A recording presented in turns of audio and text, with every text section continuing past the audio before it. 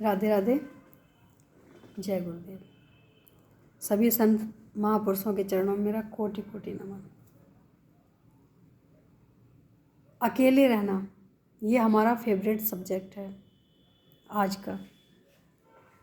अकेले रहने के फ़ायदे क्या क्या हैं? जो अकेला रहता है वो बता सकता है, ईज़िली बता सकता है, और जो अकेला नहीं रह सकता है उसके लिए ये बहुत मुश्किल कार्य है। अकेले रहने के जो सबसे बड़े फ़ायदे हैं वो ये हैं कि हम अपने आप की पहचान अपने आप से कराते हैं। हम दुनिया की पहचान तो कर लेते हैं, लेकिन कभी हम वक्त नहीं निकालते हैं कि हम अपनी पहचान अपने आप से करवा सकें, क्योंकि हमारे पास वो वक्त होता ही नहीं है। हमारे पास जो भी वक्त होता है तो हम किसी और में लगाना चाहते हैं, हम कहीं और जाना चाहते हैं। लेकिन अगर हमें अपने आप को वक्त देना है, अपने आप को पहचानना है, तो वक्त भी देना ज़रूरी है। जैसे सुना होगा ना कि अगर हमें कोई रिश्ता आगे बढ़ाना है या हमें कोई रिश्ते में प्यार डालना है तो उसके लिए ज़रूरी है कि हम उसको वक्त दें। ये चीज़ें सिर्फ सुनने में अच्छी नहीं लगती, बोलने में ही अच्छी नहीं लगती, ये करने में भी उतना ही आनंद देती हैं। कभी करके देखो, बहुत अच्छा लगेगा, क्योंकि अपने आप को पहचानना बहुत बड़ी उपलब्धि है। बहुत आसान है कि हम किसी और को पहचान लें, हम कहीं और जाके किसी को अपने देख के समझ जाएं, हम किसी और को जानते हैं, हम कितना जानते हैं, या लोग हमें कितना जानते हैं। ये सब चीज़ें बहुत आसान हैं। कभी अपने आप से हमने प्रश्न नहीं किया कि हम अपने आप को कितना जानते हैं। क्या हमने अपने आप को कभी वक्त दिया है? और अगर नहीं दिया है तो क्यों नहीं दिया? क्या हमारी ये ज़रूरत नहीं है कि हम अपने आप को पहचानें? जब तक हम अपने आप को पहचानेंगे नहीं, जब तक हमें अपने आप के गुण और अवगुण का पता कैसे चलेगा? हमारे अंदर कितने गुण हैं, कितने अवगुण हैं, ये हमें कोई और बताएगा आके? ये सबसे बड़ी मूर्खता होती है हमारी, कि हम किसी और से उम्मीद करते हैं कि कोई मेरी तारीफ़ करे या कोई मेरी बुराई करे। ये कार्य तो हम स्वयं कर सकते हैं, बस थोड़ा समय दो अपने आप को। जब हम अपने आप को समय देंगे और अपने आप के साथ बैठेंगे, तब हम देख पाएंगे कि हमने कहाँ अच्छा किया, कहाँ हमने गलत किया, कौन सा कार्य है जो हमें करना चाहिए था, कौन सा कार्य है जो हमें नहीं करना चाहिए था। जीवन में बहुत से कार्य ऐसे होते हैं जो हम अनजाने में करते रहते हैं, हमें खुद ही पता नहीं होता है। जब हमें सामने वाला बताता है कि ये नहीं होना चाहिए था, ये हो गया, या जो आपने किया बहुत अच्छा किया, अब ये सामने वाले से हमें उम्मीद क्यों रखनी चाहिए कि हमें कोई तारीफ़ करे आके? अगर हम कोई कार्य अच्छा कर रहे हैं तो ये हमें भी तो पता होना चाहिए। अगर कोई सामने से आके तारीफ़ कर रहा है तो ये हमें भी तो पता होना चाहिए कि हम इस लायक हैं भी कि नहीं। किसी किसी की फितरत होती है, आदत होती है कि अगर आप गलत भी कार्य कर रहे हो तब भी आके तारीफ़ कर देंगे। लेकिन अगर हमें अपने आप का पता है तो हम उस तारीफ़ को ज़्यादा दिल से नहीं लेंगे, क्योंकि हम जानते हैं। वहीं जो नादान लोग होते हैं दूसरे की ही तारीफ़ से खुश हो जाते हैं और दूसरे की ही बुराई में परेशान भी हो जाते हैं। ये वो लोग होते हैं जिन्होंने अपने साथ कभी वक्त नहीं बिताया, जिन्होंने अपने आप से कभी बात करने की कोशिश नहीं की, जिसने अपने आप से कभी कुछ खोजने की कोशिश नहीं की। अपने अंदर की जो खोज है ना, वो सबसे बेहतर खोज है। जीवन का उद्देश्य हमारा यही होना चाहिए कि हम अपने आप को पहचानें, क्योंकि जो व्यक्ति अपने आप को पहचान जाता है, समझ जाता है, उसे हर शक्तियों का ज्ञान हो जाता है कि हमारे अंदर कौन सी कमजोरी है, कौन सी ताकत है, और कौन सी कमजोरी को हमें दूर करना है, और कौन सी ताकत को कब इस्तेमाल करना है। कहते हैं ना कि अपने घर का अपने को ही पता होता है। क्या हमें कोई और आके बताएगा कि तुम्हारे घर में क्या रखा हुआ है?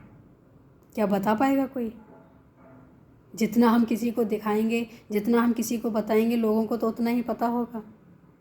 लेकिन अपने घर का हमें एक एक कोना पता होता है, कौन से कोने में क्या चीज़ रखी हुई है। तो जीवन में जो व्यक्ति अपने आप को समय देता है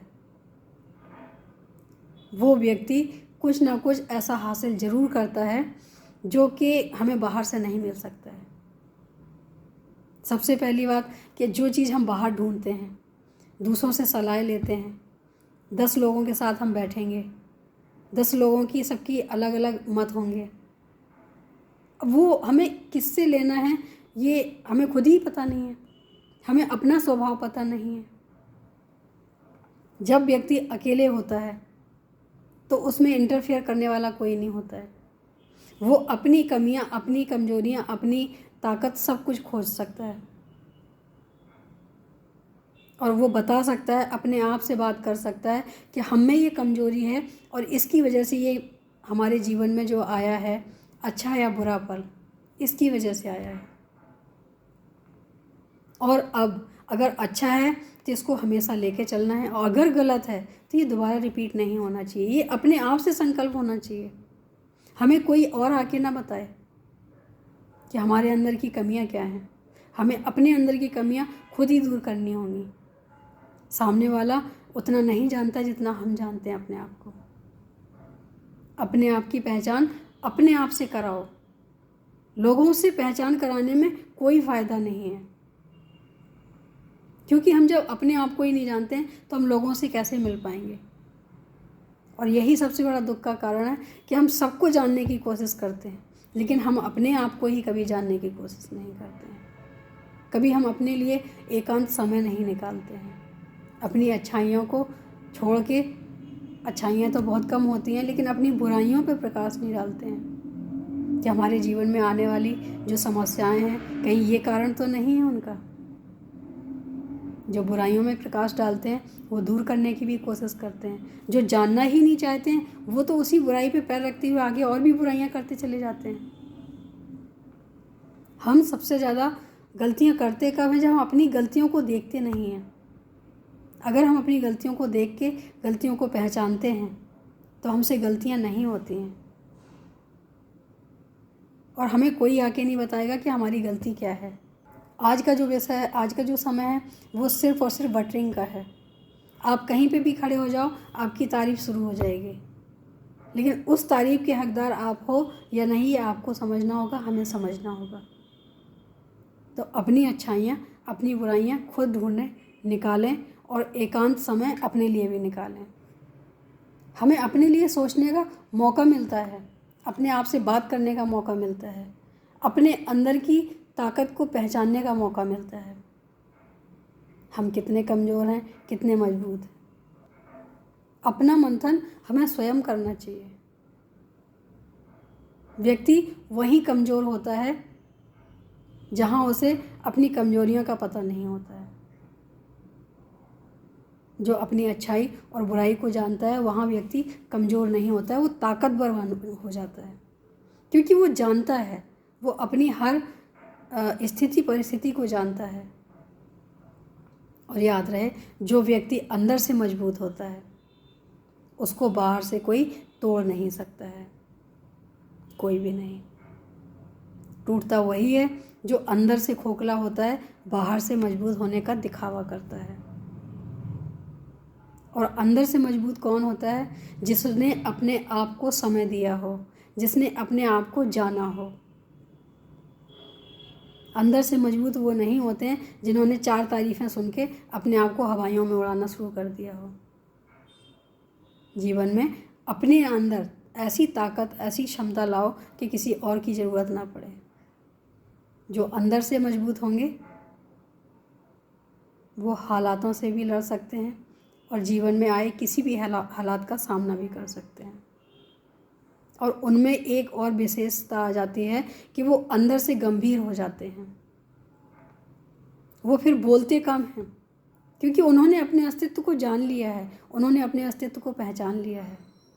जो अपने अस्तित्व को जानता है वो फिर बोल के अपनी एनर्जी खराब नहीं करता है। वो ऐसे कोई भी कार्य नहीं करता व्यर्थ के जिसमें उसको लगता हो कि इसमें हमारा कोई फ़ायदा नहीं है।